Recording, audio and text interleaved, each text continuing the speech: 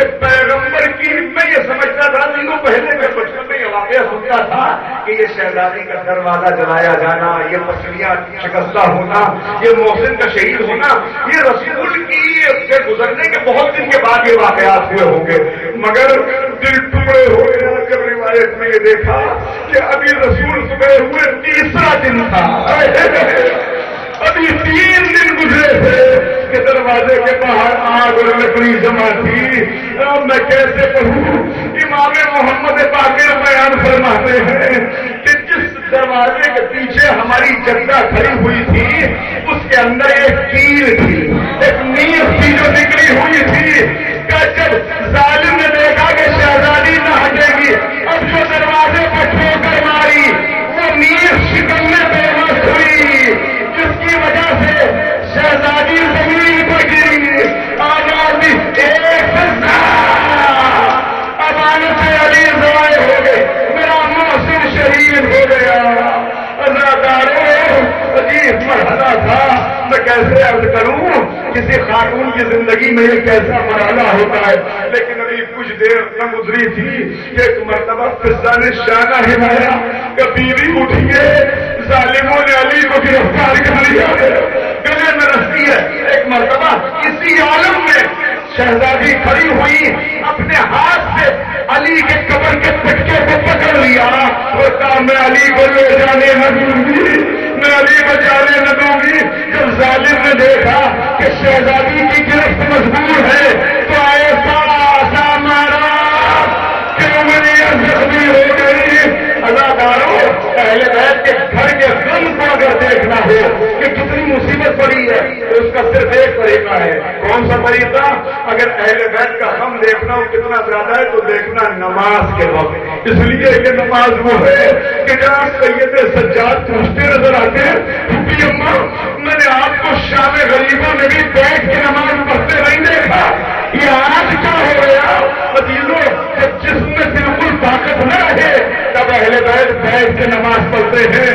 اب جو ایک دن علی گھر میں داخل ہوئے دیکھا شہزادی واجب نماز بیٹھ کے پڑھ رہی ہے، کہ شہزادی ایک بنت رسول کہا پر حسن جسم میں طاقت نہیں رہی، مگر لاکھوں سلام اس بیوی پر کہ جس نے سارے ظلم چھپا دیے، جس نے علی کو کچھ بتایا نہیں۔ عزیزوں، وہ وقت بھی آیا، میں کیسے عرض کروں، 3 دن شہزادی کے ایسے گزرے ہیں کہ 3 دن بیٹھ کے نماز پڑھی، واجب نماز بھی کھڑا نہیں ہوا جاتا تھا، اصل کے سہارے بھی چل نہیں پاتی تھی۔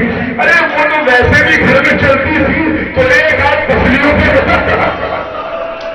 دوسرے ہاتھ سے دیوار کا سہارا لے کے چلتی تھی، مگر یہ 3 دن ایسے گزرے کہ چلا نہیں جاتا تھا۔ نئے مصیبت کی راتیں تھی، مصیبت کے دن تھے۔ ایک رات جو شب شہادت ہے وہ پوری رات فاطمہ نے جاگ کے گزاری، علی سرہانے بیٹھے رہے۔ اب جو اذان ہوئی کہ کچھ دیر کے لیے علی مسجد میں گئے تھے، اور مسجد میں معمول یہ تھا مولا کا کہ نماز فجر کے بعد جلدی سے گھر واپس نہیں آتے تھے، بلکہ کافی دیر کے بعد واپس آتے تھے۔ لیکن اس دن علی فوراً واپس آ گئے، اور اب جو واپس آئے تو عجیب منظر دیکھا کہ جو رات بستر سے اٹھ نہیں پا رہی تھی آج بچوں کے کپڑے بھی دھو کے پھیلائے ہوئے ہیں، گھر میں جھاڑو بھی ملی ہوئی ہے، کھانا بھی پک رہا ہے، چکی بھی چل چکی ہے۔ ایک مرتبہ کہا اے بنت رسول یہ کام کس نے کیے؟ کہ یہ سارے کام میں نے کیے۔ کہ آپ کی حالت کیا ہے ابو الحسن؟ میرے بابا خواب میں تشریف لائے تھے، بابا نے مجھ سے کہا، ارے بابا تو کئی مرتبہ آ چکے مگر رات بابا کے ساتھ اماں بھی تھی، کہہ رہی تھی میری بیٹی آ جا، میں تیرا انتظار کر رہی ہوں۔ یہ سننا تھا۔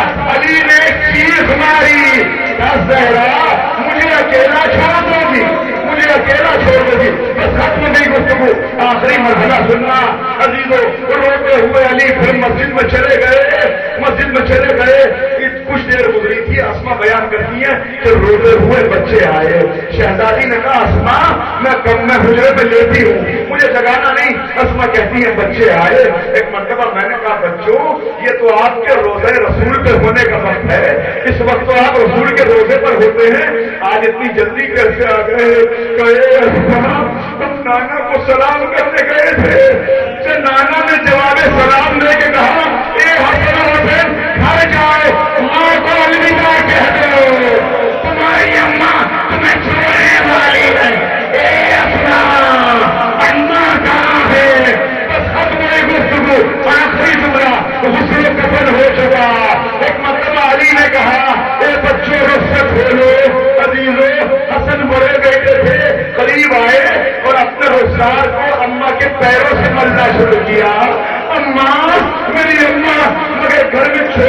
کا لاڈلا ہوتا ہے. حسین سرہانے آئے, اپنے ہاتھوں کا پیالہ بنایا, شہزادی کے چہرے کو اپنے ہاتھوں میں لیا اور ایک مرتبہ کا اللہ ہوتا ہائے ہوئے بات وہ اتنا کہنا تھا. جبریل آ گئے, آئے حسین کو رسول پریشان ہے, خدیجہ ہو رہی ہے. ایک مرتبہ حسین کے سینے سے لگایا, کہا ماں تیرا حسین اکیلا رہ گیا, وہ اتنا کہنا تھا. تمہیں کمن کر دے ہاتھ نکلے آنا میرا میرے غریب دونوں بچے سینے سے. واہ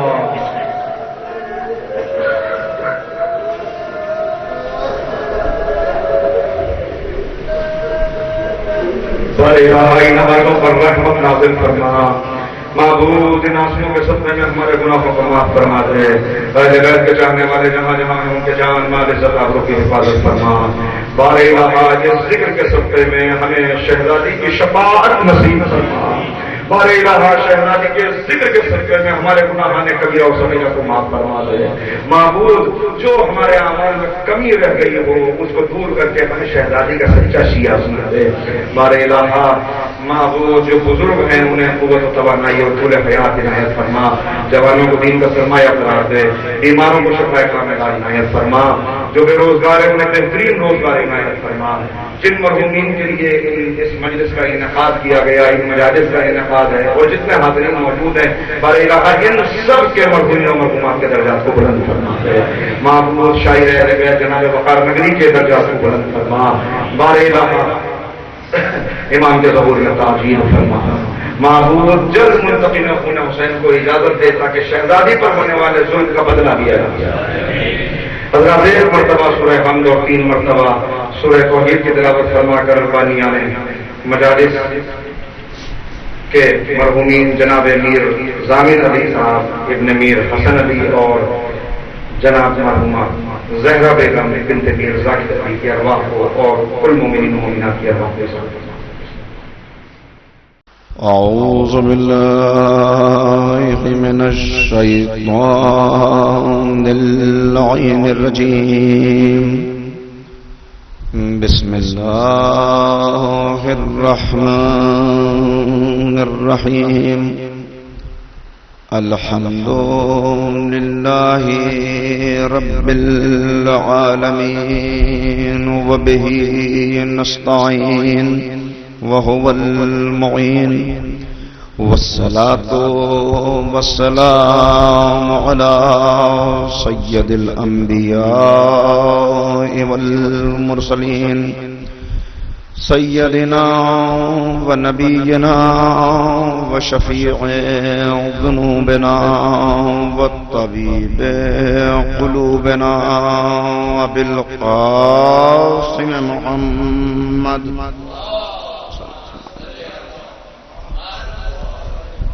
وآلہ الطیبین الطاہرین المعصومین المظلومین المنتخبین المنتجبین.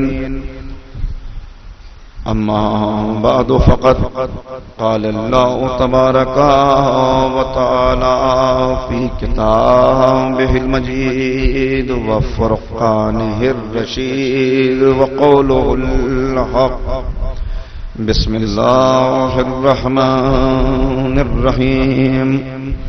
ان اللہ اصطفى آدم ونوحا وآل ابراہیم وآل عمران علی العالمین. صلوات پڑھیں محمد وآلہ.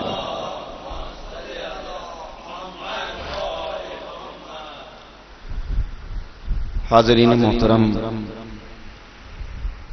سیرت معصومین کے عنوان سے جو سلسلہ گفتگو ہم نے شروع کیا اس کا آج یہ تیسرا مرحلہ ہے. کل ہم نے سلسلہ عصمت کی دوسری کڑی حضرت فاطمہ زہرا سلام اللہ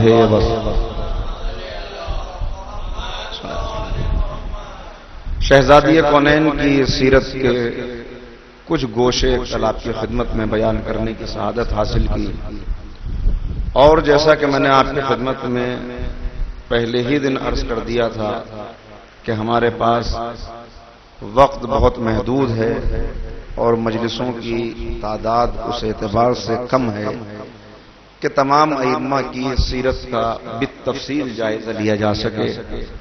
اب 12 اماموں کا تذکرہ ہے اور آج کی تقریر کو شامل کر لیں تو 8 مجلسیں ہمارے پاس ہیں، لہذا مجبوری یہ ہے کہ اب بہت سی چیزوں کو چھوڑتے ہوئے اور بہت سی اہم باتوں کو نظر انداز کرتے ہوئے مجھے گفتگو کرنا ہوگی۔ آج کی اس تقریر میں، اس گفتگو میں ہم سعادت حاصل کریں گے کہ ہم گفتگو کر سکیں مولائے متقیان حضرت علی ابن ابی طالب علیہ السلام اور حضور سرور کائنات کے نواسہ اکبر حضرت امام حسن مجتبی علیہ السلام کی سیرت طیبہ۔ لہذا میں پہلے ہی آپ کی خدمت میں عرض کر دوں کہ مولائے کائنات کے ذکر سے صرف ہم آغاز کر رہے ہیں۔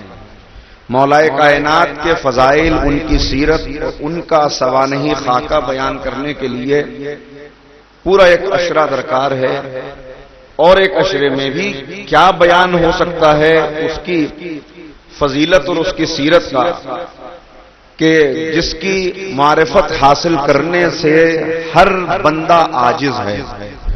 کوئی یہ دعویٰ نہیں کر سکتا، اور اگر کوئی یہ تصور کر لے اپنے ذہن میں تو یقیناً اس نے اپنی بساط سے بہت بڑھ کے سوچ لیا کہ وہ معرفت مولائے متقیان حاصل کر سکتا ہے، اس لیے کہ یہ فیصلہ تو حضرت سلمان فارسی نے دور رسالت میں ہی کر دیا تھا کہ جب کسی نے سوال کیا کہ مسجد میں کون کون بیٹھے ہوئے ہیں تو جناب سلمان نے بیان کر دیا فلاں ہیں، فلاں ہیں، فلاں ہیں، اور ایک وہ ہیں کہ جنہیں میں نہیں جانتا، جن کی معرفت میں نہیں رکھتا۔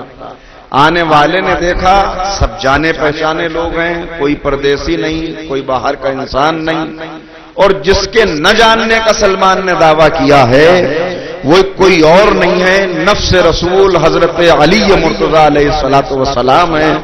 تو اس کی شکایت خدمت پیغمبر میں کی، تو جو جواب سلمان نے دیا اسی جواب کا سہارا لے کر میں بھی صرف چند باتیں عرض کر کے آگے بڑھ جاؤں گا کہ اس وقت سلمان سے جب پیغمبر نے سوال کیا سلمان تم نے کیوں اس کے جواب میں یہ کہا کہ میں نہیں جانتا، کہا اللہ کے رسول آپ ہی نے تو یہ فرمایا ہے کہ اے علی خدا کو کوئی نہیں جانتا، یا تم جانتے ہو یا میں جانتا ہوں، مجھے کوئی نہیں جانتا، یا تم جانتے ہو یا خدا جانتا ہے، اور تمہیں کوئی نہیں جانتا یا میں جانتا ہوں یا خدا جانتا ہے۔ صلوات پڑھیں محمد و آل محمد۔ تو عزیزان گرامی، مشہور و معروف احادیث کی بنا پر جس کی معرفت کا عالم یہ ہو، جس کے فضائل کا عالم یہ ہو کہ دفتر بھرے ہوئے ہیں، ابھی کسی کی نگاہ وہاں تک پہنچ نہیں سکی، اشجار قلم بن جائیں، سمندر سیاہی بن جائیں، جنات و ملائکہ کو انسان لکھنے بیٹھے پھر بھی احاطہ نہیں کر سکتے، تو پھر ایک تقریر کے اندر اس کی مدحت کا، اس کی فضیلت کا اور اس کی سیرت کے بیان کا حق کیا ادا کیا جا سکتا ہے؟ بھائی اتنا ہے کہ معرفت امیر المومنین کے بحر بے قرار میں سے مودت کے پیالے میں جتنے قطرے آ جائیں اتنا لے کر اپنے لیے مشعل راہ بنا لی جائے۔ ہاں میں اتنا ضرور ہے کہ آغاز انہی سے کروں گا کہ وہ ابو الائمہ ہیں، بلکہ ان سے بھی ایک قدم پیچھے جانا پڑے گا، اس لیے کہ جب تاریخی پس منظر بیان کیا جاتا ہے، جب سوانح دیکھی جاتی ہے تو یہ دیکھا جاتا ہے کہ کس خانوادے کا چشم و چراغ ہے، باپ کی فضیلت کیا ہے، ماں کا مرتبہ کیا ہے، ساری زندگی کیسے گزاری، کب ولادت ہوئی، کب دنیا سے گئے، اس درمیان زندگی کو کتنے حصوں میں تقسیم کیا، کیا خدمات انجام دی، خاندان والوں کی خدمت کس طرح کی، اللہ کا حق کس طرح ادا کیا، بندوں کے حقوق کیسے ادا کیے، معاشرے کو پروان چڑھانے میں کیا کردار ادا کیا. تو یہ ساری چیزیں ظاہر کے بیان ممکن نہیں، مگر ہاں اتنا عرض کرتا ہوں کہ جب ہم یہ دیکھتے ہیں کہ ابو الحسن اور ابو تراب اور ابو الائمہ کے والد گرامی کون ہیں، تو مجھے کہنا پڑتا ہے کہ علی بعد میں ابو الائمہ ہیں، جو علی سمیت 12 اماموں کا باپ ہے اسے ابو طالب کہتے ہیں. عمران، ابو طالب، کیا شان ہے. نہیں عرض کرنا، مگر 2 باتیں صرف عرض کرتا ہوں تاکہ تھوڑا سا سلسلہ بھی بن جائے کہ اب اس لیے کہ جب ہمیں یہ دیکھنا ہو کسی درخت کے پھل کو آپ کھائیں، وہ کہیں کہ پھل بڑا شیریں ہے، بڑا میٹھا ہے، تو یہ پھل کی تعریف نہیں ہوتی، یہ اس درخت کی تعریف ہوتی ہے جس کا یہ پھل ہے. کیا کہنے اس شجر طیبہ کے کہ جس کے ثمر کا نام علی ہو، جس کے ثمر کا نام حسن ہو، جس کے پھلوں کا نام حسین ہو، جس کا سلسلہ بڑھتا چلا جائے. اور آج میں عرض کروں مولائے کائنات سے لے کر حضرت حجت تک آپ کو جتنی فداکاریاں نظر آتی ہیں، آپ کو جتنی خدمت نظر آتی ہے، یہ سب صدقہ ہے حضرت ابو طالب کی وفاداری اور ابو طالب کے ایثار کا. اللہ اکبر، کیا قربانیاں ہیں، کیا انداز ہے. صرف 2 واقعات طویل مگر بہت مختصر کر کے آپ کی خدمت میں عرض کروں تاکہ اندازہ ہو جائے کہ کہاں سے فداکاری کا آغاز ہوا اور امام حسن کو کن حالات کا سامنا کرنا پڑا. دور کیا تھا، زمانہ کیسا تھا، لوگ کیسے تھے، دشمنیوں کا عالم کیا تھا، دوستوں کی تعداد کتنی کم تھی، چاہنے والے چراغ لے کر ڈھونڈنے سے نہیں مل رہے تھے، اور اس کے بعد سازشیں کیا تھی. ان سب سازشوں کو بیان کرنے کے لیے مجھے پیچھے سے چلنا پڑے گا. حضرت ابو طالب، نہیں بیان کرنی تفصیل، مگر اتنا سمجھ لیجئے کہ اس دور کے اندر کہ جب کوئی طہارت و نجاست سے واقف نہ تھا سوائے اس خانوادے کے، جب معاشرے کے اندر میں عرض کر چکا کہ بگاڑ اتنا آ چکا تھا کہ قاتل کو عزت کی نگاہ سے دیکھا جا رہا ہے، بیٹی کو درگور کیا جا رہا ہے، معاشرے کے اندر غاصبانہ قبضہ ہر ایک پر کرنا جائز ہے، جس کی طاقت ہے اسی کی حکومت ہے، اسی کو پوچھا جا رہا ہے. اس معاشرے کے اندر خانہ کعبہ بہرحال اس وقت بھی مرکز انسانیت بنا ہوا ہے، مرکز عبادت بنا ہوا ہے، آنے والے آتے ہیں. عزیزو بس ایک واقعہ عرض کرتا ہوں جس سے عظمت کا اندازہ ہو جائے کہ حضرت ابو طالب نے مشکل حالات میں، کتنے مشکل حالات ہیں کہ جب حضرت ابو طالب آنے والے حاجیوں کی خدمت کرتے ہیں تو چاہتے ہیں کہ اپنے گھر کی ایک ایک چیز حاجیوں کی خدمت میں صرف کر دی جائے. تنگ دستی کا عالم یہ ہے، غربت کا عالم یہ ہے. آج ہم تھوڑی تھوڑی بات پر اپنی غربت کا شکوہ کرنے لگتے ہیں، مگر ذرا اندازہ کیجئے 1 سال جناب ابو طالب پر یہ گزری کہ اب گھر میں کچھ بھی نہیں ہے. اپنے بھائی عباس کے پاس تشریف لائے. عباس ابن عبد المطلب سے آ کر درخواست کی کہ بھائی مجھے کچھ قرضہ دے دیجئے، اس لیے کہ میرے گھر میں کچھ بھی نہیں، لیکن حاجیوں کے آنے کا وقت آ رہا ہے، کہیں ایسا نہ ہو کہ اللہ کے گھر میں آنے والے یہاں سے بھوکے اور پیاسے چلے جائیں. قرضہ لے کر ان کی خدمت کی. سال بھر گزر گیا، تنگ دستی کا عالم وہی رہا، نہیں کچھ میسر ہوا کہ اس قرضے کو ادا کر سکیں. لہذا دوسرے سال اب کیسے خدمت کریں، پھر آئے عباس کے پاس اور کہا بھائی آپ کا پرانا قرضہ بھی ابھی باقی ہے، مگر میں پھر چاہتا ہوں کہ آپ مجھے قرض دے دیں تاکہ حاجیوں کی خدمت کر سکوں. جناب عباس کہتے ہیں میں بھائی تمہیں قرضہ تو دے دوں گا، مگر میری ایک شرط ہے، اگر تم اس سال بھی قرض ادا نہ کر سکے، اس سال بھی قرض ادا نہ کر سکے تو کعبے کا پورا انتظام اور حاجیوں کی خدمت کا سارا شرف یہ تمہارے گھر سے منتقل ہو کے میرے گھر آ جائے. جناب ابو طالب کے لیے ہم جیسا کوئی انسان ہو تو کتنا بڑا امتحان کا مرحلہ ہے، اس لیے کہ بہت بڑی سعادت ہے اس وقت کہ کعبے کا انتظام انسان دیکھ رہا ہے. ایک طرف حاجیوں کی خدمت ہے، ایک طرف یہ عہدہ، یہ منصب ہاتھ سے نکلا جا رہا ہے. مگر وہ جو راہ خدا میں قدم بڑھاتے ہیں، جنہیں اللہ اور اللہ کے کی مرضی پر چلنا ہوتا ہے، اللہ اور اس کی مخلوق کی خوشنودی حاصل کرنی ہوتی ہے، وہ یہ نہیں دیکھتے کہ ان کے حقوق کی ادائیگی میں عہدہ رہتا ہے یا نہیں رہتا۔ یہ وہ اور ہوتے ہیں جو عہدہ لے کے بیٹھ جاتے ہیں اور پھر لوگوں کا خون چوس کر اپنے اقتدار کو آگے بڑھاتے ہیں۔ یہ تو وہ ہیں کہ جو اپنے آپ کو مٹا کر بھی معاشرے کی خدمت کرتے ہیں، پھر قرضہ لیا، خدمت کی۔ آسان مرحلہ نہیں ہے، یہاں تک کہ ایک سال ایسا ہوا کہ بے انتہا بارش ہوئی، سیلاب آیا، اس کے نتیجے میں کعبے کی دیواریں منہدم ہو گئیں۔ اب ذرا سا اندازہ کریں، کعبے کی دیواریں منہدم ہوئی، جب پانی رکا، یہاں سے جناب ابو طالب کے اس دور میں شریعت پر عمل کرنے اور نسل ابراہیم و اسماعیل کا ورثہ سنبھالنے کی مثال دیکھیے صرف ایک چھوٹے سے واقعے میں، کہ اب دیواریں منہدم ہو گئیں، جب پانی تھما تو اب سب کو خیال ہوا، اس لیے کہ سارے قریش کے لیے یہ عزت کا مقام ہے کہ کعبے کی ذمہ داری ان کے سپرد ہے، لہذا سب نے طے کیا کہ بنیادیں دوبارہ کھودی جائیں، پھر سے مضبوط دیواریں اٹھائی جائیں۔ جب بنیادیں کھودنے لگے تو نہ جانے کہاں سے بنیاد کے اندر سے ایک بھیانک اژدہا نکل کے سامنے آیا۔ وہ اژدہا اتنا خونخوار تھا کہ اس کی موجودگی میں کوئی کام کرنا ممکن نہیں تھا، اس کی پھنکار سے ڈر کے سب وہاں سے ہٹ گئے۔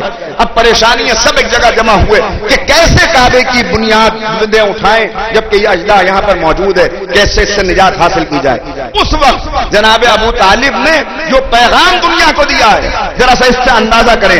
ہم ابھی تک اسی پر گفتگو کرتے ہیں کہ جناب ابو طالب کا ایمان کس درجے پہ تھا۔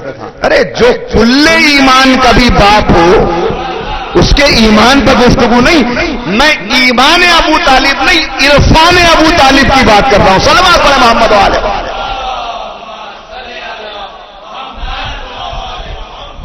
ایک مرتبہ سب جمع ہوئے اور گفتگو کرنے کہ اب کیا کرنا چاہیے، تو جناب ابو طالب نے کہا میں تمہیں بتاتا ہوں کہ تم کیا کرو۔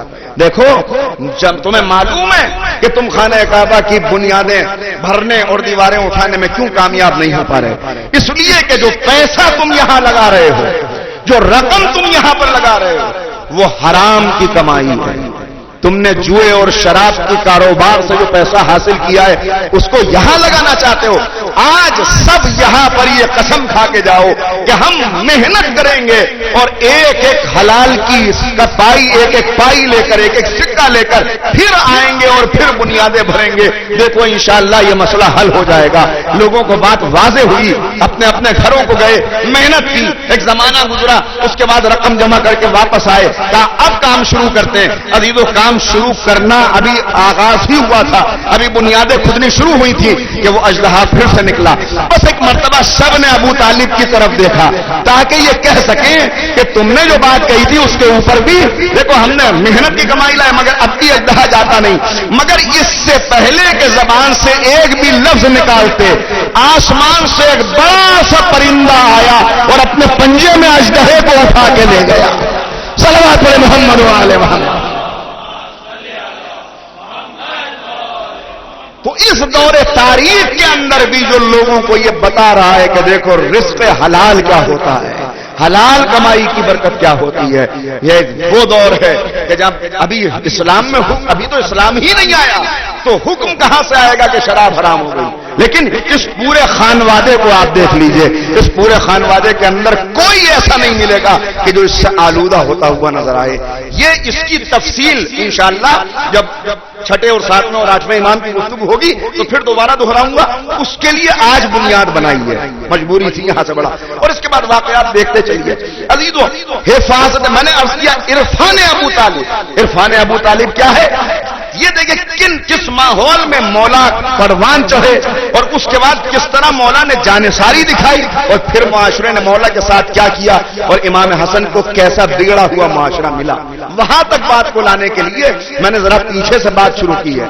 یہ جو میں 2 قدم پیچھے ہٹاؤں یہ اس لیے نہیں کہ پیچھے رہنا ہے، بلکہ کبھی کبھی 4 قدم آگے بڑھنے کے لیے 2 قدم پیچھے ہٹنا پڑتا ہے، لہذا بات پیچھے سے چلے آگے تک پہنچ جائے۔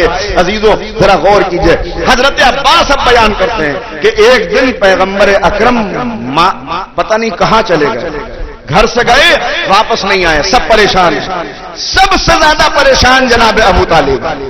یہ جو آپ کو شب ہجرت علی بستر پر سوتے نظر آ رہے ہیں، یہ تربیت ابو طالب کا نتیجہ ہے۔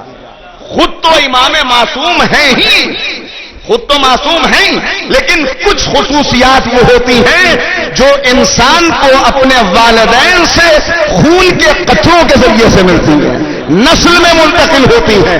عزیزوں، اگر انسان کے اندر نجابت و شرافت پائی جائے تو وہ نجابت و شرافت نسل میں ظاہر ہوتی ہے، اگر خباثت پائی جائے تو وہ خباثت بھی نسل میں ظاہر ہو کے رہتی ہے۔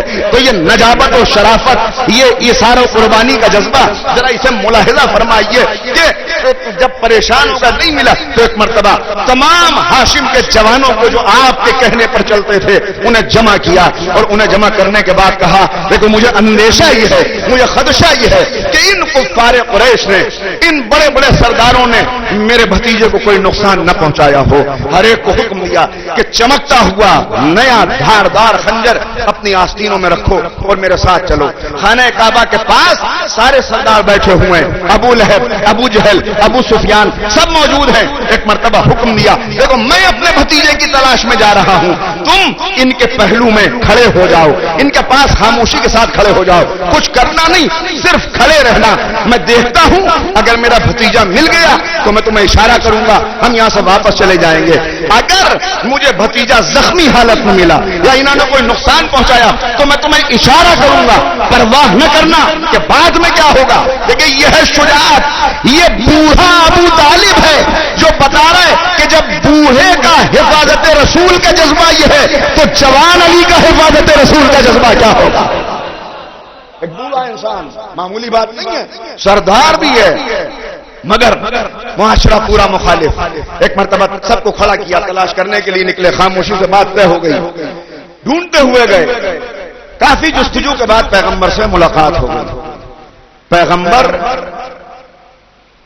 ایک پہاڑ کے اوپر، گرمی کا موسم تھا، ایک سائے میں گفا کے اندر عبادت میں مصروف تھے۔ نبی کو وہاں سے لیا، واپس آئے۔ اب واپس لے کے گھر نہیں گئے، دیکھیں یہ ہے شجاعت۔ جان بوجھ کے میں نے یہاں سے آغاز کیا، کیوں؟ اس لیے کہ امام حسن کے سلسلے میں یہ غلط فہمی پیدا کرنے کی کوشش کی جاتی ہے کہ حسن کے اندر شجاعت تھی، حسین کے اندر شجاعت تھی، اور نعوذ باللہ حسن کے اندر نعوذ باللہ کچھ جذبہ شجاعت کم تھا۔ ابھی میں عرض کرتا ہوں آپ کی خدمت میں۔ واپس آئے تو اب واپس نہیں گئے بلکہ کہاں ہے؟ خانہ کعبہ میں۔ دیکھیے وہ واقعات ہیں جو بہت کم بیان ہوتے، اس لیے میں ان کو صرف وہی چیزیں بیان کر رہا ہوں کہ جو آ جائیں آپ کے سامنے، جو عام طور پر مجلسوں میں بیان ہوتی ہیں، ان کو میں نے سب کو چھوڑ دیا۔ اس لیے پہنچے، ایک مرتبہ للکار کے سب کو کہا دیکھو میں اپنے بھتیجے محمد کی تلاش میں گیا تھا، میرا بھتیجا مجھے مل گیا، اور اس کے بعد کا جوانوں ذرا وہ چیز دکھا دو جو تم نے اپنے آستینوں میں چھپائی ہے، جو اپنے پہلو میں اپنے لباس میں چھپائی ہے۔ اشارہ کیا، ایک ساتھ کئی بجلیاں چمکی، چمکتے ہوئے خنجر نکل کے سب گھبرا گئے، بڑے بڑے سردار گھبرا گئے، اور گھبرا کے کہا ابو طالب یہ کیا مطلب ہے، یہ کیا ہو رہا ہے، اس کا مطلب ہماری سمجھ میں نہیں آیا۔ کہا سنو میں نے ان جوانوں کو یہاں اس لیے معین کیا تھا کہ اگر میرے بھتیجے کے جسم پر خراش بھی آ گئی ہوتی تو یہ آج تمہارے پیٹ چیر ڈالتے، تمہارے شکم چیر ڈالتے، تمہیں ختم کر دیتے، اور میں مستقبل کے لیے تمہیں آگاہ کر رہا ہوں کہ اگر کسی نے میرے بھتیجے کی طرف نگاہ گرم بھی ڈالی تو ابو طالب اس جگہ کو تمہارے خون سے لالازار کر دے گا۔ صلوات پڑھیں محمد والے۔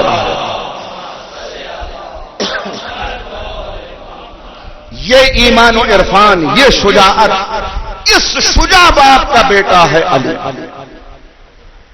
تاریخ اسلام کا کوئی لمحہ ایسا نہیں ہے کہ جہاں مولا کائنات کی جانثاری کے نقوش آپ کو نظر نہ آئے۔ ولادت سے لے کر ولادت خود ایک امتیاز ہے، نہ علی سے پہلے نہ علی کے بعد یہ شرف کسی کو حاصل ہوا کہ اس کی ولادت خانہ کعبہ میں ہوئی۔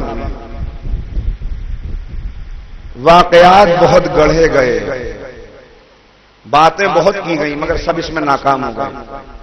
اور اتنا عرض کر دوں آپ کے خدمت میں، سنیے گا، کہ ولادت کا واقعہ سب کچھ چھوڑتے ہوئے، میں تیزی سے آگے بڑھ رہا ہوں، سب کچھ چھوڑتے ہوئے جس وقت جناب فاطمہ بنت اسد سلام اللہ علیہا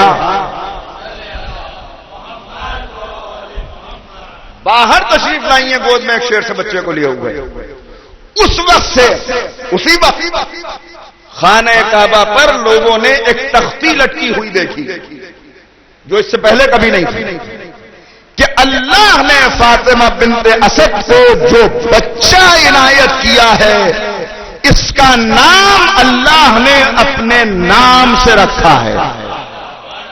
یہ تختی خانہ کا جیسے شہزادی برآمد ہوئی تو لوگوں نے دیکھا کہ یہ تختی خانہ کعبہ میں لٹکی ہوئی ہے، کیا لکھا تھا؟ اللہ نے فاطمہ بنت اسد کو وہ بچہ عنایت کیا ہے کہ جس کا نام اپنے نام سے رکھا، وہ اعلی ہے یہ علی ہے، وہ اعلی ہے یہ علی ہے۔ اور یہ تختی، توجہ سنیے گا، کتنی کوشش کی گئی کہ فضائل کو مٹا دیا جائے، یہاں سے اب بات شروع کرنا۔ یہ تختی روایات ہمیں یہ بتاتی ہیں کہ چوتھے امام حضرت علی ابن الحسین سید الساجدین زین العابدین علیہ الصلوۃ والسلام، امام چوتھے امام کے دور تک یہ تختی لٹکی ہوئی تھی، سب اس کو دیکھتے تھے، کسی کی جرت نہ تھی کہ اسے ہٹا دے وہاں سے۔ کوششیں بہت ہوئی، زمانہ بدلتے رہے، بڑے غاصبانہ قبضے کیے گئے، لیکن کسی کی ضرورت نہیں ہوئی۔ پھر اس کے بعد تاریخ خاموش ہے کہ یہ تختی کہاں گئی، اٹھا لی گئی یا نہیں، تاریخ کچھ نہیں بتاتی اس سلسلے میں، لیکن یہ عظمت کا نشان بن کے اس وقت تک موجود تھی۔ اور اس کے بعد اب دیکھیں، یہاں سے لے کر ولادت سے لے کر ذوالعشیرہ، یہ پہلا دور ہے۔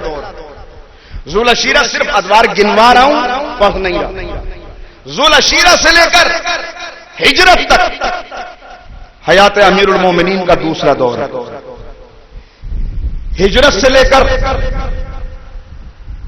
پیغمبر کی وفات تک، پیغمبر کے وصال تک، نبی کی شہادت تک، یہ تیسرا دور ہے۔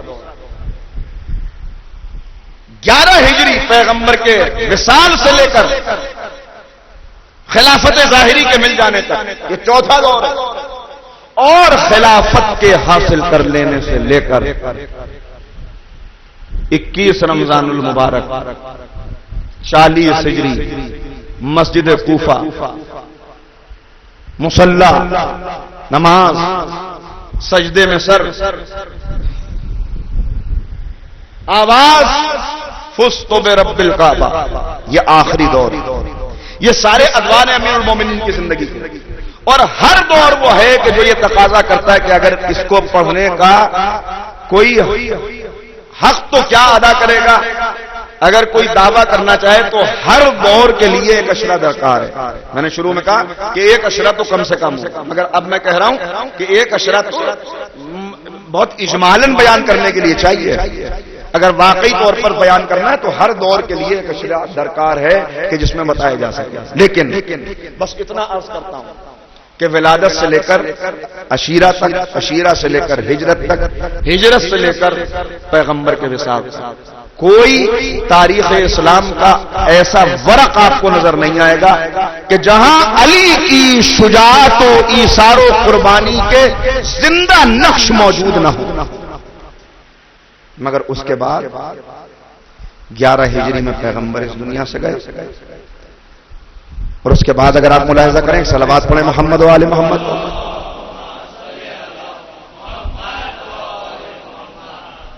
11 ہجری میں پیغمبر اس دنیا سے گئے، اور 11 ہجری کے بعد سے لے کر وہ کہ جس کے بغیر تاریخ اسلام کے کسی لمحے کا تصور نہیں کیا جا سکتا۔ عرض یہ کر رہا ہوں کہ امام حسن نے کس دور میں کیسا جہاد کیا ہے۔ میں نے پہلی آپ کی خدمت میں عرض کر دیا کہ مولا کائنات کا صرف ایک سلسلے کو بیان کرنے کے لیے میں نے تذکرہ کیا۔ تاریخ نے دکھایا کہ جس کی شجاعت کے جوہر ہر تاریخ کے موڑ پر نظر آ رہے تھے، جو پیغمبر کے ساتھ ایسے ہر وقت تھا۔ اللہ نے اپنے نبی کو سایہ نہیں دیا تھا، اس لیے کہ جس کا سایہ علی کو بنا دیا ہو اسے سایہ کی ضرورت کیا؟ سایہ بن کے ہر موقع کے اوپر علی موجود ہے۔ مگر پھر اچانک تاریخ نے عجیب منظر دکھایا کہ اسلامی تاریخ کے صفحات سے 11 ہجری کے بعد سے لے کر علی کہیں نظر نہیں آتے۔ ایک دن نہیں، 2 دن نہیں، مہینہ 2 مہینہ نہیں، سال 2 سال نہیں، 25 سال تک جنگیں ہو رہی ہیں، فتوحات کا دور چل رہا ہے، لشکر روانہ ہو رہے ہیں، ایران فتح ہو رہا ہے، فلسطین میں فوجیں جا رہی ہیں، روم کی طرف لشکر روانہ ہو رہا ہے، مگر کہیں علی کا پتہ نہیں۔ کیوں؟ اس پر آپ سے غور کرانا ہے، کیوں؟ کہاں تھے علی؟ کیوں ایسا کیا گیا؟ عزیزو، یہ ایک گہری سازش تھی، اور یہی معاشرہ جو بگڑ چکا تھا اتنے دن میں، وہ آیا امام حسن کے ہاتھ۔ آسان مرحلہ نہیں تھا۔ جو سازشیں کی گئی ہیں ان سازشوں میں آپ کیا سمجھتے ہیں؟ پوری کوشش یہ ہے کہ دنیا کے ذہن سے علی کا نام بھی نکل جائے اور تاریخ میں علی کی کوئی فضیلت بھی باقی نہ رہے۔ پہلی کوشش اس کے لیے یہ ہوئی کہ فاتح بدر و حنین کی گلے میں رسی نظر آئی۔ یہ رسی کیوں تھی؟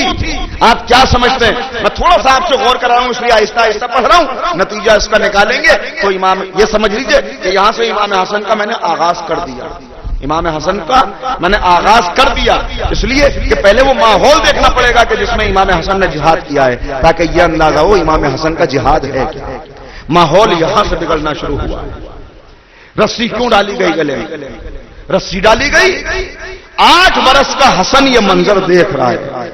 دروازہ گرتا ہوا دیکھا، دروازے پہ شعلے دیکھے، بابا کو گرفتار دیکھا۔ یہ کتنا بڑا جہاد ہے جو یہاں سے شروع ہوا۔ کون حسن ہے؟ معمولی شخصیت نہیں ہے، ابو محمد حضرت امام حسن مجتبی، جن کے بچپنے کا عالم یہ ہے کہ بچپنے کا صرف ایک شجاعت کے سلسلے میں ایک ہلکا سا اشارہ کر دوں کہ ایک مرتبہ ابو سفیان امام سے ملنے کے لیے آیا اور مولا کائنات کے پاس آیا اس لیے ہے کہ آپ میری سفارش کر دیں کہ رسول مجھے معاف کر دیں۔ کسی معاملے میں کوئی بات ہو گئی ہے جس کو تفصیل سے نہیں عرض کرنا، اشارہ کرنا ہے صرف، معاف کر دیں رسول مجھے۔ امام نے فرمایا نہیں، میں تمہاری سفارش نہیں کروں گا۔ یہ بات ہو رہی تھی کہ ابو سفیان نے دیکھا کہ 14 مہینے کا علی کا بیٹا، 14 ماہ کا بچہ، یہ بچہ سمجھ رہا تھا، اسے یہ نہیں معلوم تھا کہ علی چھوٹا ہو یا بڑا ہو وہ علی ہوتا ہے۔ ایک مرتبہ کہا، جب دیکھا کہ مولا سے بات نہیں بنی تو قریب آیا، وہ قریب آ کے کہا کہ شہزادے، اے نواسے، اے صاحبزادے، آپ کی بات پیغمبر بہت مانتے ہیں، میری سفارش کر دیجئے۔ جیسے ہی یہ جملہ کہا، 14 ماہ کے امام حسن نے اس کی ناک پکڑ کے مروڑی اور کہا اگر تو سچے دل سے کلمہ پڑھ لے تو میں تیری سفارش کر سکتا ہوں، مگر جب تک تو یہ کفر نہیں چھوڑے گا حسن تیری سفارش کرنے کے لیے تیار نہیں ہے۔ میں کہتا ہوں یہ ناک ابو سفیان کی نہیں پکڑی، بلکہ یہ علی کے بیٹے نے ید اللہ طاقت سے کفر کی ناک پکڑ کے رگڑی ہے تاکہ دنیا دیکھ لے کہ کل ایمان کا خون جس کی رگوں میں ہوتا ہے وہ بچپنے میں بھی کفر کی ناک رگڑنا جانتا ہے۔ بچپنے میں یہ واقعہ محفوظ کیا اور ایک مرتبہ خوف زدہ ہو گیا، ڈر گیا۔ 14 ماہ کا بچہ، یہ شجاعت، یہ عالم، یہ تیور، یہ انداز، یہ حفاظت شریعت کو، حفاظت کلمہ کی جستجو، گھبرا گیا، چلا گیا۔ یہی حسن ہے لوح محفوظ کا گہوارے سے مطالعہ کرنے والے، بچپن میں کافروں کے سردار کو خوفزدہ کر دینے والے، کہ اب 8 برس کے سن میں دیکھ رہے ہیں کہ بابا کے اوپر مظالم ہو رہے ہیں، دیکھ رہے ہیں کہ پیغمبر کے جنازے کو غسل دیا جا رہا ہے تو کتنے افراد موجود ہیں، یہاں سے امام حسن نے معاشرے کو، یوں تو امام کو سمجھنے کی ضرورت نہیں ہوتی، اس لیے کہ امام بنتا نہیں ہے، وہ اور ہوں گے جنہیں دنیا امام بنا دے، امام تو وہاں سے امام بن کے آتا ہے، اس لیے کہ امامت ایک ایسا منصب اور عہدہ ہے ہمارے یہاں کہ جو کسی بندوں کی ووٹنگ سے نہیں بنتا، اللہ جسے یہ منصب دیتا ہے وہاں سے منصب، یہی تو وجہ ہے کہ دنیا اگر کوشش کرے اور رسوا اور ذلیل کرنا چاہے، جیسا کہ کوششیں ہوئی تو ذلیل کرنے والے ذلیل ہو جاتے ہیں، مگر امام کو کبھی رسوا نہیں کر پاتے، وہ سمجھ بھی لیں کہ رسوا کر دیا تب بھی یہ بلند رہتا ہے، اس لیے کہ زمانہ اسے رسوا کرتا ہے جسے بنایا زمانے میں ہو، جو عزت وہاں سے لے کے آئے وہ دنیا کے رسوا کرنے سے رسوا نہیں ہوتا، زمانہ ختم ہو جاتا ہے مگر اس کا نام 1400 برس کے بعد بھی منبر کی بلندیوں سے لیا جائے۔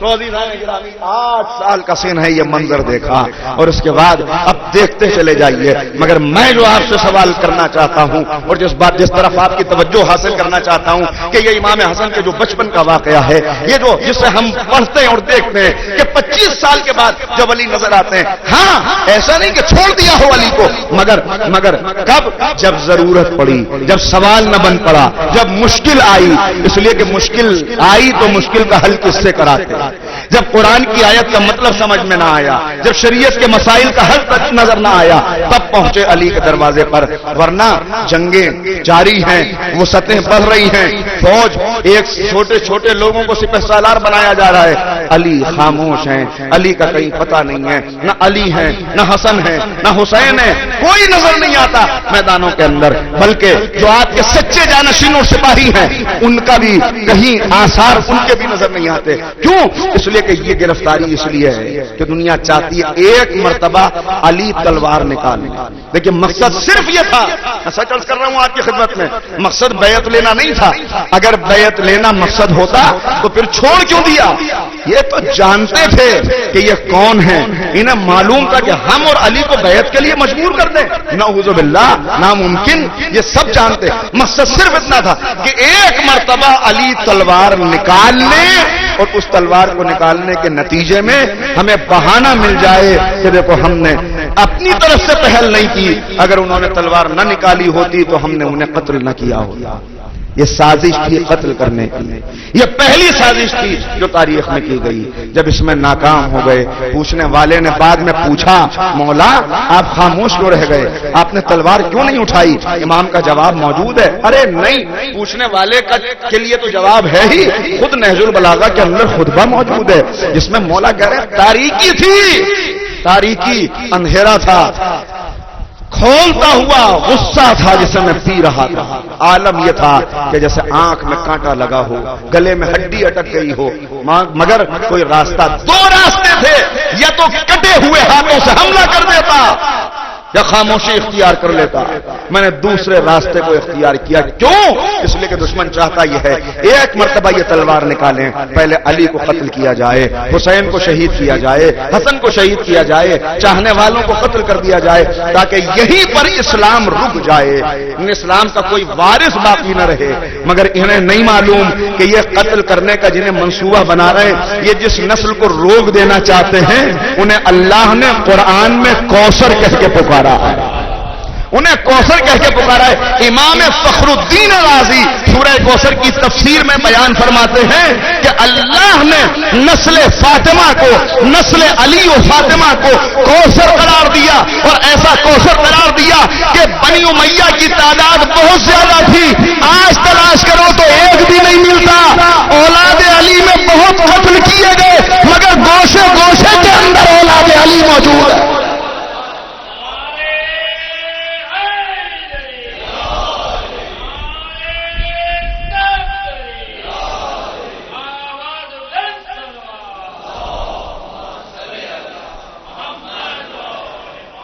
جب اس سازش میں ناکام ہو گئے تو دوسرا حملہ یہ ہوا کہ انہیں اقتصادی طور پر کمزور کر دیا جائے، اور اس کے لیے وہ پراپرٹی جو ہبہ کی تھی پیغمبر نے، بہت سے لوگ یہ سمجھتے ہیں کہ شہزادی نے اپنی وراثت کا دعویٰ کیا تھا. وراثت کا دعویٰ نہیں تھا، ہبہ کیا تھا پیغمبر نے.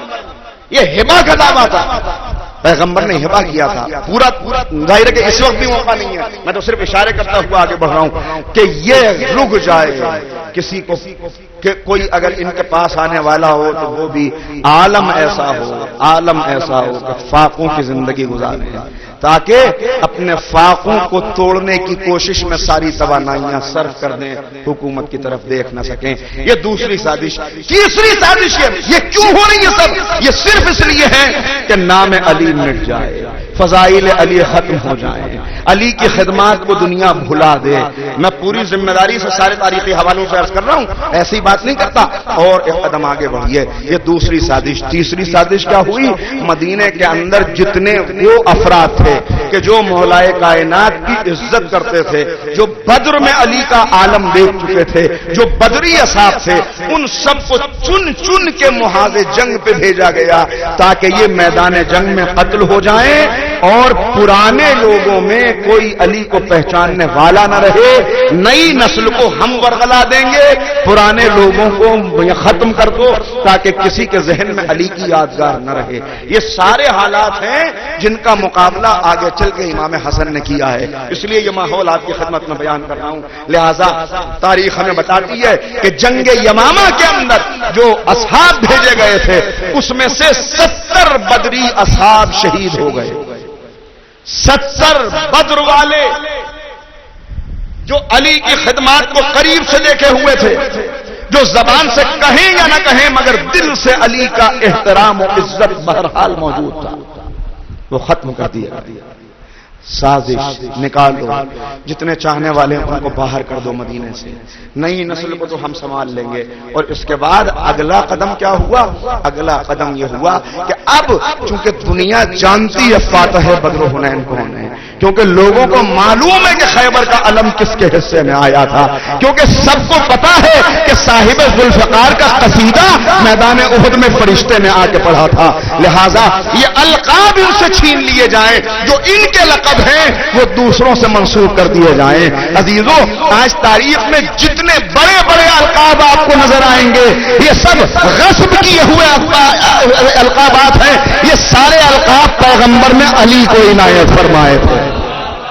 سارے القابات علی کو دیے گئے تھے مگر القاب چھین لیے، قبضہ چھین لیا، غصب کر لی حکومت، سب کچھ لے لیا. اور اس کے بعد اب کہیں ایسا نہ ہو کہ کوئی کہیں فضیلت بیان کرنے والا رہ جائے جو ان کے فضائل بیان کرے، جو ان کی وہ احادیث دنیا کو سنائے، جو ان کی سیرت و تعلیمات پہنچائے. لہذا اب ایک کام یہ کیا گیا کہ جعلی القابات دینے شروع کیے گئے کہ یہ فاتح روم ہیں، یہ سیف اللہ ہیں، یہ فاتح یمن ہیں، یہ فلسطین ہیں. اس طرح کے القابات تقسیم تاکہ لوگ بھول جائیں. 25 برس بہت ہوتے ہیں، نسلیں بدل جاتی ہیں. اگر 25 برس میں علی گوشہ نشین رہیں گے، دنیا آہستہ آہستہ بھولتی چلے جائے گی. نئے ہیرو سامنے آئیں گے، نئے چہرے سامنے آئیں گے، ہم انہیں آگے بڑھائیں گے. مگر یاد رکھیے جو گھڑی ہوئی روایتوں کی بیساکھیوں پہ اونچے ہو جائیں وہ اور ہوتے ہیں، جو غدیر کے منبر سے بلند کر کے دکھایا جائے وہ اور. صلوات پڑھیں محمد والا.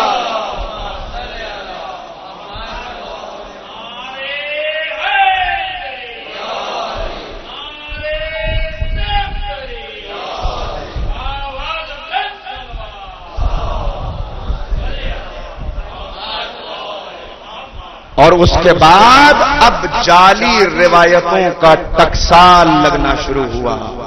ہر وہ حدیث جو اہل بیت کے فضائل میں تھی یا تو اس کو چھپا دو، اور اگر چھپانا ممکن نہ ہو تو اس کے برابر کی کوئی حدیث دوسرے کے لیے لا کر برابر میں رکھ دو، مشہور کر دو، دنیا کو پہنچا دو. حدیث پہنچائے گا کون؟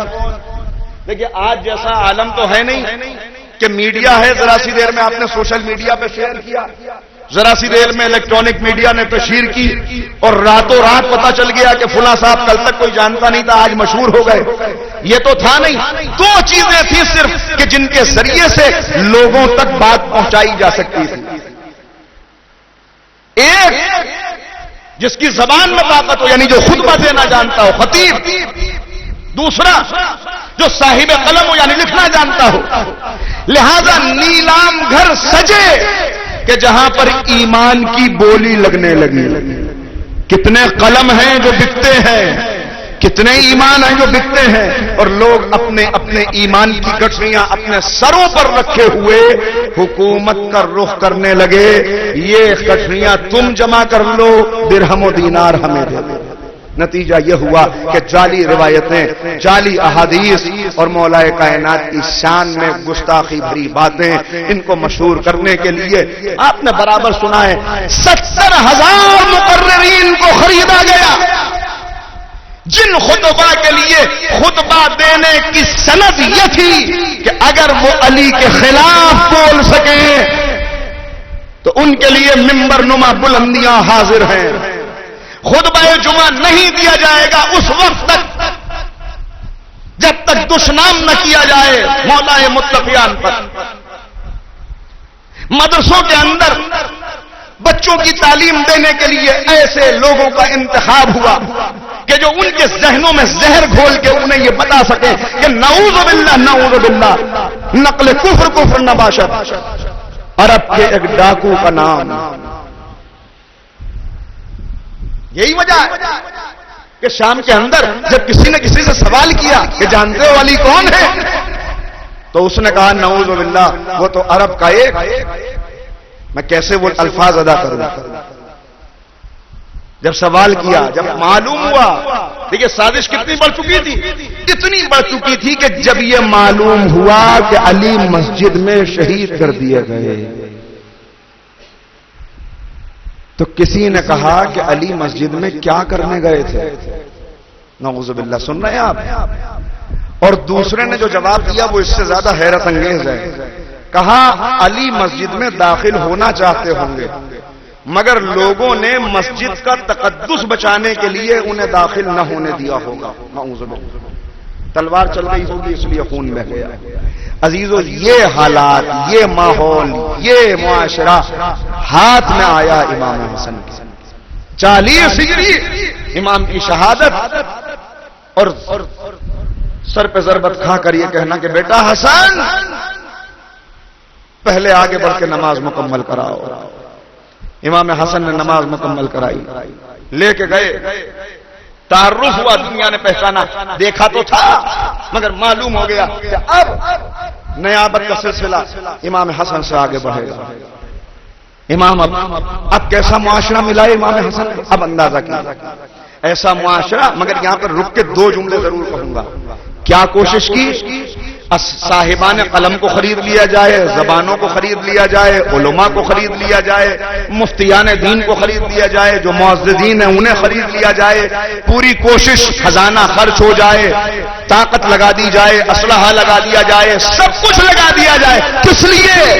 کہ علی کے فضائل پر پردہ پڑ جائے، علی کا نام مٹ جائے، اہل بیت کا کوئی نام لیوا باقی نہ رہے. میں دست ادب جوڑ کے عرض کرتا ہوں کہ جب زمانہ گزر جاتا ہے تو لوگ حساب کرتے ہیں اپنا کہ کس نے کیا لگایا اور کیا کمایا. آئیے ذرا 1400 سال کے بعد حساب کریں، حکومت نے کیا کچھ لگایا تھا.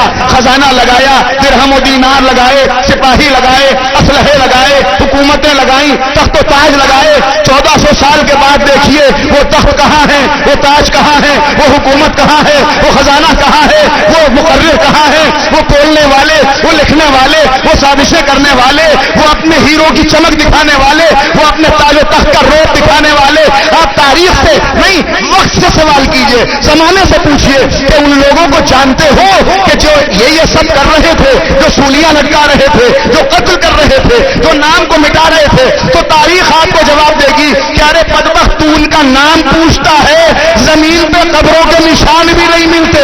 اور پھر پوچھئے کہ جسے مٹایا جا رہا تھا، جسے چھپایا جا رہا تھا، جسے دبایا جا رہا تھا، کیا وہ آج موجود ہے؟ عزیزو تاریخ خود بتائے گی کہ 1400 سال کے بعد سرزمین مدراس پر اس منبر سے رات سننے والے علی کا ذکر سن رہے ہیں، پڑھنے والا علی کا ذکر پڑھ رہا ہے، یہ دلیل ہے اس بات کی کہ علی کل بھی بلندیوں کا کعبہ تھا۔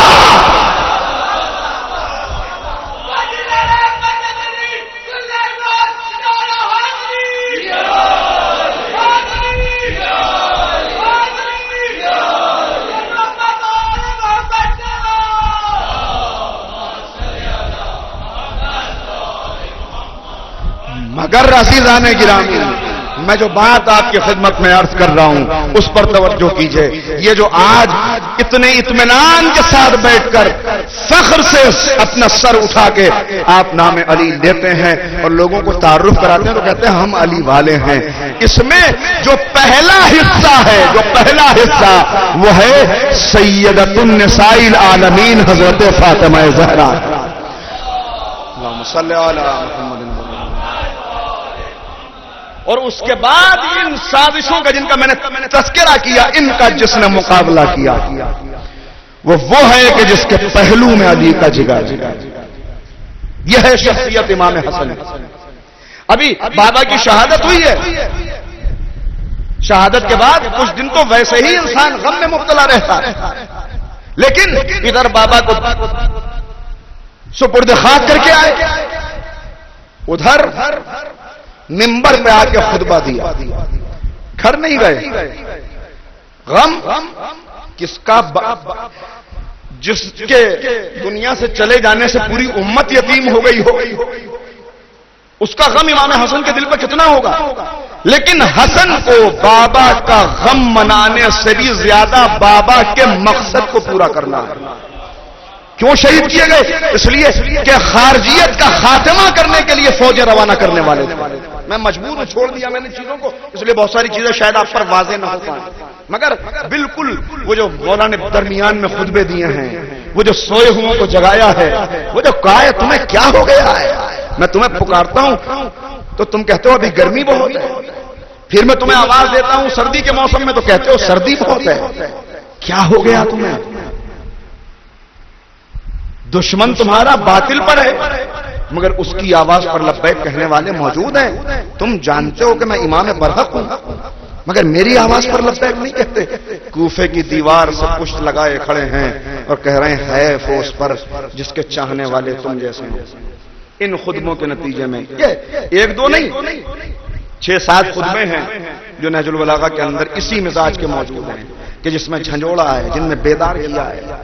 اب فوجیں تیار ہو گئی، اب قریب ہے وہ وقت کہ خاتمہ ہو جائے خارجیت کا، اور اگر اس فتنے کا اس وقت خاتمہ مولا نے کر دیا ہوتا تو آج اسلام کا نقشہ کچھ اور ہوتا، لیکن سازش ہوئی، مولا کو شہید کر دیا گیا۔ اب بابا کے مقصد کو آگے بڑھانا ہے، لہذا امام حسن چاہتے ہیں کہ جو جنگ کے لیے آمادہ ہو چکے ہیں ان کے جذبے سرد نہ پڑ جائیں۔ خطبہ دیتے ہیں اور کہتے ہیں تمہیں معلوم ہے میرا بابا، طویل خطبہ ہے، طویل خطبہ، چھوڑ رہا ہوں سب چیزوں کو، خطبہ نہیں پڑھ رہا، کہا تمہیں معلوم ہے میرا بابا کس مقصد کے لیے تمہیں پکار رہا، اپنے گھروں میں نہ بیٹھنا۔ حضرت عباس اعلان کرتے ہیں بیعت کرو، 40,000 لوگ بیعت کرتے ہیں، 40,000 لوگ بیعت کرتے ہیں، مگر اس کے بعد امام ایک جملہ کہتے ہیں تم میری بیعت کر رہے ہو، یاد رکھنا اس شرط پر کہ میں جنگ کروں گا تب بھی تم میرے ساتھ رہو گے، میں صلح کروں گا تب بھی تم میرے ساتھ رہو گے۔ وہ جو علی کے دشمن اس مجمع میں موجود تھے، جو حالات کا فائدہ اٹھا کر اپنے مفادات حاصل کرنا چاہتے تھے، انہوں نے لوگوں سے کہنا شروع کیا ایسا لگتا ہے کہ حسن کا ارادہ صلح کرنے کا ہے۔ انہیں نہیں معلوم کہ امامت کی نظر بہت دور تک دیکھ رہی ہے، امام کو معلوم ہے کہ یہ بظاہر 40,000 ہیں مگر ان میں ہمارے کتنے ہیں اور چہروں پر نقاب ڈالے ہوئے باطل کے نمائندے کتنے ہیں۔ امام کو پتا ہے ہمارے واقعی چاہنے والے کتنے۔ یاد رکھیے اگر اس وقت امام جنگ کر لیتے تو اس جنگ کا نتیجہ کیا ہوتا؟ جنگ کا نتیجہ کیا ہوتا؟ بھئی دو باتیں ہو سکتی تھی، یا تو امام فتح حاصل کر لیتے جس کے امکانات بہت کم تھے اس لیے کہ چاہنے والے غداری کر رہے ہیں، بک رہے ہیں، بڑے بڑے لوگوں نے اپنے ایمان کا سودا کر لیا، یا پھر امام حسن میدان جنگ میں شہید ہو جاتے۔ مجھے ایمان کے ساتھ بتائیے اگر حسن پر وقت آ جاتا اور حسن شہید ہونے والے ہوتے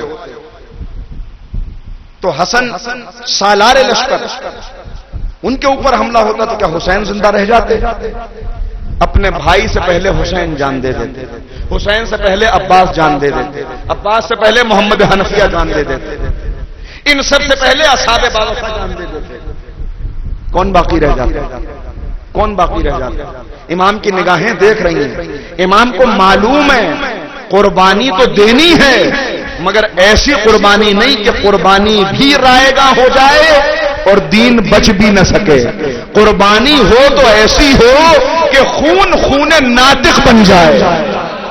قربانی ہو تو ایسی ہو کہ خون کے قطرے چراغ راہ بن جائے. قربانی ہو تو ایسی ہو کہ آسمان پہ شفق بن کے خون روشن ہو جائے تاکہ قیامت تک قربانی بھی زندہ رہے، قربانی کا فیض بھی زندہ رہے. لہذا امام حالات واقعات کو دیکھ رہے ہیں، امام نے لشکر روانہ کیا، مگر کیسے کیسے افراد بک گئے.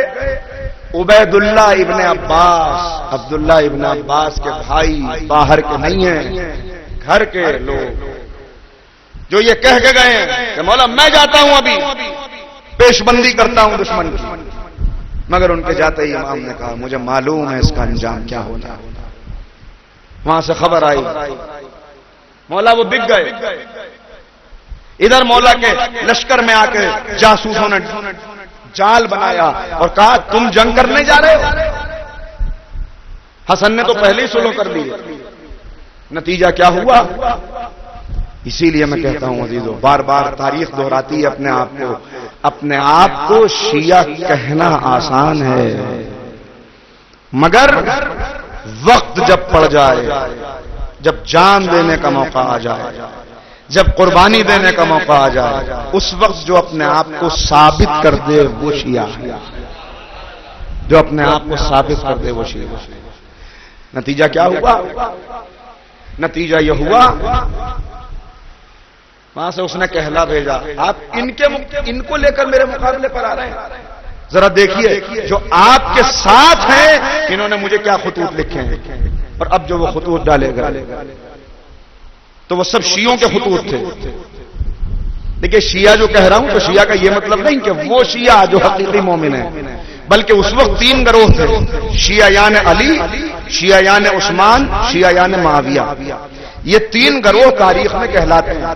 یہ جو شیعیان علی اس وقت کہلا رہے ہیں وہ شیعہ نہیں ہے حقیقت میں، بلکہ اصل میں جو جس کے ساتھ موجود تھا، اس لیے کہ جب علی جیسا شجاع جنگ کرے گا تو مال غنیمت سے گھر بھر جائے گا.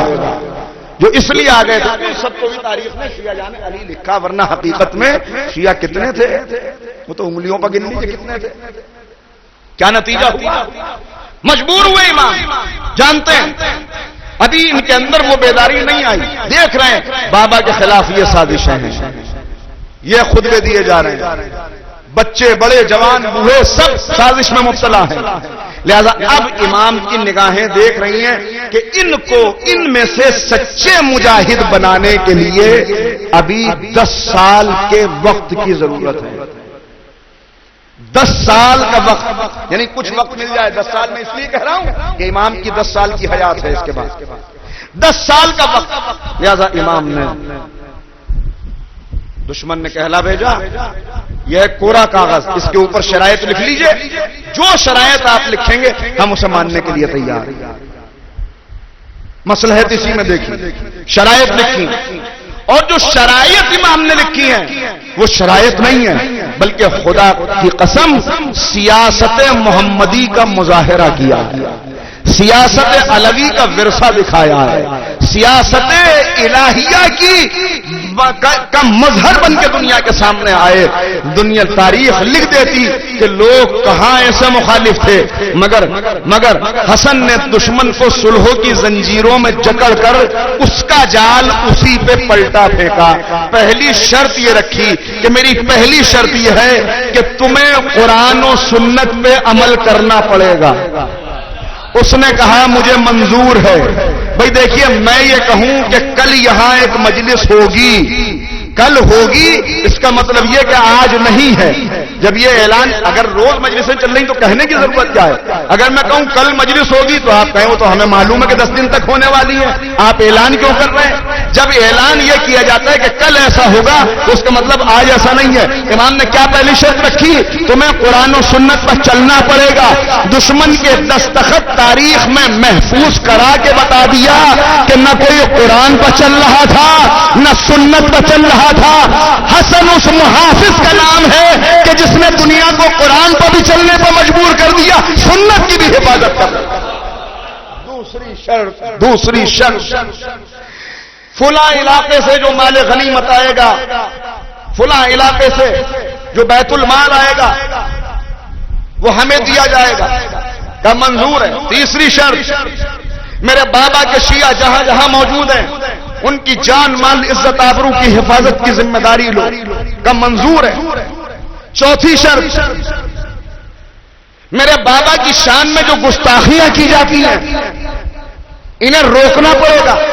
عزیزو اب اس کا اندازہ لگائیے، ساری شرطیں رکھی، امام سب کچھ جانتے ہیں، نگاہیں امام کی دیکھ رہی ہیں کہ ساری شرطیں منظور ہیں مگر یہ شرط منظور نہیں ہے۔ کون سی منظور نہیں؟ کہا پہلی شرطیں سب منظور مگر یہ منظور نہیں۔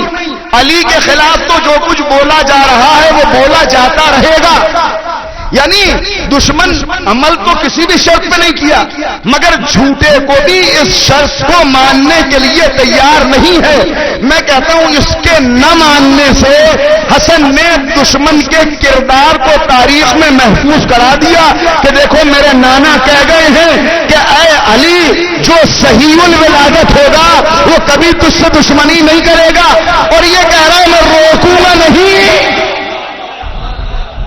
صلوات پڑھیں محمد و آلہ وآلہ۔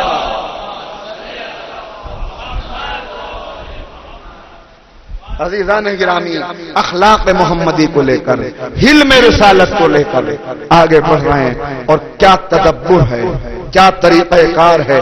دشمن آتے ہیں اپنے بھی نہیں پہچان پائے، دشمن کی بات تو الگ ہے۔ حضرت حجر ابن عدی جیسا بزرگ صحابی وہ تک خفا ہو گیا، اور جب آیا تو آنے کے بعد کیا جملہ کہا، دہرانا نہیں چاہیے لیکن اس لیے دہرا رہا ہوں کہ آپ کے ذہن پہنچ جائیں۔ السلام علیکم یا مذلل مومنین، نعوذ باللہ، اے مومنین کو رسوا کرنے والے تم پر ہمارا سلام۔ امام حسن نے دیکھا بازو پکڑا، اندر قریب حضور، کوئی اور یہ بات کہتا ہمیں صفائی دینے کی ضرورت نہیں تھی مگر تم ہمارے اپنے آؤ۔ جانتے ہو ہم نے کیوں شرائط کو منظور کر لیا، کیوں جنگ نہیں کی؟ یہ کہہ کے قریب لائے۔ ایک مرتبہ سامنے ایک خیمہ لگا ہوا تھا، امام نے اس خیمے پہ ایک ٹھوکر ماری، خیمہ پھٹا اور اس کے اندر ایک منظر نمودار ہوا، جیسے اسکرین کے اوپر کوئی منظر ابھرتا ہے۔ قدرہ غور سے دیکھو، اب جو حضور نے دیکھا توبہ کرتے ہوئے، مولا یہ کیا دیکھ رہا ہوں؟ کہ آپ سمجھ گئے؟ جی مولا کیا دیکھا حضور تم نے؟ کہ مولا حاکم شام کا دربار ہے، جو آپ کے قدموں پر جان دینے کا وعدہ کر رہے تھے وہ سب وہاں پر دسترخوان پہ بیٹھے ہوئے خزائن اڑا رہے ہیں۔ اب سمجھ گئے حضور؟ جان گئے؟ کہ آقا مجھے معاف کر دیجئے، سینے سے لگا لیا، اے حضور تم تو ہمارے چاہنے والے، تم ہمیں پہچانتے ہو اس لیے ہم نے عزیزو، یعنی امام اب دیکھ رہے ہیں کہ وقت چاہیے، اور اس کے بعد جو 10 سال گزرے، 10 سال دنیا لکھ دیتی ہے۔ لوگ کہتے ہیں امام حسن شہزادہ امن تھے، کہتا ہوں نعوذ باللہ یہ کیا مطلب ہے اس کا؟ اگر وہ حسن شہزادہ امن تھے تو کیا حسین شہزادہ جنگ تھے؟ نہیں، یہ ہمارے یہاں کا لقب نہیں ہے، ہم اس بات سے امام سے یاد نہیں کرتے۔ کیوں؟ اس لیے کہ یہ دیکھیے یہ جان بوجھ کے ایسے الفاظ ایسے جملے کہے جاتے ہیں تاکہ اپنی سازشوں کو کامیاب کر لیا جائے کہ حسن تو ٹھیک تھے اس لیے کہ انہوں نے صلح کر لی تھی، مگر حسین، عزیزو یہ حسن اور حسین کا فرق نہیں ہے، اس لیے کہ پہلے تو سمجھیے کہ حسن ہیں کیا اور حسن نے کس کا مقابلہ کیا ہے۔ ایک جملہ صرف کہہ رہا ہوں، جو 61 ہجری میں چھوٹے یزید کا سامنا کرے اسے حسین کہتے ہیں، جو 40 ہجری میں بڑے یزید کا سامنا کرے اسے حسن کہتے ہیں۔ حسن جو حسین جیسے امام کا بھی 10 سال تک امام رہے اسے حسن کہتے ہیں۔ صلوات پڑھیں نا محمد و آل محمد۔ اور ان 10 سالوں میں آپ یقین جانیے شاید تشریح کا موقع نہ ہو اور میں تفصیل سے بیان نہ کر سکوں، لیکن ان 10 سالوں کے اندر امام نے جو کام کیا ہے، جو جہاد کیا ہے، قلم سے، زبان سے، کردار سے، عمل سے، اخلاق سے، لوگوں کے درمیان بیٹھ کر خاموشی سے دکھا کر جو 10 سال میں جہاد کیا ہے، وہ جہاد اتنا عظیم تھا کہ آج کا دوست اسے سمجھے یا نہ سمجھے، کل کا دشمن اسے سمجھتا تھا۔ یہی وجہ ہے کہ 7 مرتبہ امام حسن کو زہر دیا گیا، 7 مرتبہ۔ کیوں؟ اس لیے کہ دشمن کو معلوم ہے کہ حسن کا وجود ہمارے لیے، وہ جانتا ہے کہ حسن کیا کام کر رہے ہیں بیٹھ کر۔ عزیزو 7 مرتبہ، قتل کی کوشش تو کئی مرتبہ ہوئی، مگر 7 مرتبہ تو صرف زہر ہے جو دیا گیا ہے۔ ابھی عرض کرتا ہوں آپ کی خدمت میں منزل مصائب میں، بس قریب آ رہا ہوں میں، لیکن تھوڑا سا دیکھیے گا کیا کر رہے ہیں۔ امام دیکھ رہے ہیں کہ ابھی ان کے اندر وہ جذبہ موجود نہیں ہے کہ ان میں سے ایسے نکل کے سامنے آ جائیں کہ جن کے لیے یہ کہا جا سکے کہ اے نانا، جیسے اصحاب مجھے ملے ویسے نہ بابا کو ملے، نہ بھائی کو ملے، نہ آپ کو ملے۔ یہ جو حسین نے جملہ کہا، ایسے اصحاب ملے کہاں سے؟ یہ اصحاب جو حسین کو ملے، یہ نتیجہ ہے حسن کے خاموش جہاد کا۔ میں نے بہت بڑا جملہ کہہ دیا، یہ نتیجہ ہے حسن کے خاموش جہاد کا۔ یہی وجہ ہے کہ کربلا کے بعد بہت سی تحریکیں چلی مگر ناکام ہو گئی، بہت انقلابات آئے مگر کامیاب نہیں ہوئے۔ کیوں کامیاب نہیں ہوئے؟ اس لیے کہ ان کے پیچھے خاموش محنت نہیں تھی، کربلا کے پیچھے 10 سال کی حسن کی خاموش محنت ہے جس نے وہ مجاہد فراہم کر دیے کہ اگر چراغ گل بھی کر دیا جائے تو چھوڑ کے جانے کو۔ نام بھی بتا سکتا ہوں، تاریخ میں چہرے بھی بتا سکتا ہوں جو کل تک خارجیوں کے ساتھ تھے۔ کئی ایسے چہرے ہیں جو کل آپ دیکھیں گے تاریخ میں ان کا ماضی تو وہ خارجیوں کے ساتھ کھڑے ہوئے ہیں۔ وہ مولا کے سامنے کھڑے ہو کے کہہ رہے ہیں کہ نعوذ باللہ علی دین سے خارج ہو گئے، اور میدان کربلا میں وہ حسین کے قدموں پہ گر کے کہہ رہے ہیں کہ ہم تاریکی میں تھے۔ یہ کس نے بدل دیا ان کے کردار؟ کس نے بدل دیا؟ یہ 10 سال کی خاموش محنت۔ مسجد میں بیٹھ کر درس دے رہے ہیں، گھر میں بیٹھ کر درس دے رہے ہیں، لوگوں کو خطوط لکھ رہے ہیں، خاموشی سے بتا رہے ہیں، دنیا سے بیزاری سکھا رہے ہیں۔ تم کیا دنیا کے پیچھے دوڑ رہے ہو؟ میرے بابا کی سیرت کو بھول گئے، میرے نانا کی سیرت کو بھول گئے۔ امام کے خطبات، بدقسمتی ہے ہماری کہ ہم موقع اور محل ایسا نہیں فراہم کرتے کہ امام کے خطبات سنے جائیں، لیکن جائیے تاریخیں اٹھا کے دیکھیے، شیخ مفید کو پڑھیے، الارشاد میں دیکھیے، احتجاج تبرسی کو دیکھیے، امام کے جو خطبات ہیں ان خطبات میں جو شیعہ سنی سب نے جو جمع کیے ہیں اس کے اندر کچھ جملے ایسے ہیں جو آپ کو ہر خطبے کے اندر نظر آئیں گے۔ ہر خطبے کے اندر وہ جملے کیا ہیں؟ وہ جملے یہ ہیں کہ یہ دنیا باقی رہنے والی نہیں ہے، وہ جملے یہ ہیں کہ اپنی آخرت کا سامان فراہم کرو، وہ جملے یہ ہیں کہ اس دنیا کے پیچھے مت دوڑو، مومن کی زندگی اللہ کی امانت ہے، پہچانو۔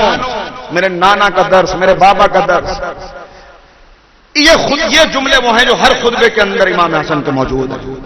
بار بار کہہ رہے تم کہاں جا رہے ہو، تم کس کے پیچھے دوڑ رہے ہو؟ کیا مطلب تھا؟ مطلب یہ تھا جذبہ شہادت پیدا کرو، اپنے اندر جذبہ شہادت پیدا کرو، آمادہ کرو اس بات۔